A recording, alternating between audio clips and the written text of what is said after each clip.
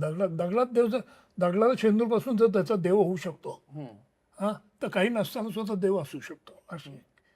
त्यामुळं बिलिव्हर आणि नॉन बिलिव्हर अशा दोन कॅटेगरी दिठीच्या ह्याच्यात त्यांनी लिहिलेलं आहे ह्याच्यात, whether you are believer or non believer. ह्या गोष्टी होतातच आयुष्यात. आणि मग त्याचे अर्थ काय ते तुमचे तुम्ही लावा असं. पण जीवनाला अर्थ प्राप्त करून देणं ही एक माणसाची इनेट प्रवृत्ती आहे. नाहीतर तू पाहिलं तर आयुष्य निरर्थक आहे. It's a series of unconnected irrelevant happenings. आणि त्या माणसाच्या इनेट म्हणजे ती प्रकृती एक त्या प्रत्येक गोष्टीला अर्थ प्राप्त करून देणं आणि तो आपापल्या परीने तसा अर्थ लावत असतो.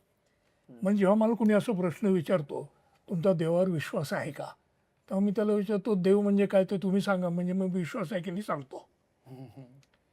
कारण देवाची संकल्पनाच प्रत्येकाची वेगळी असू शकते ना.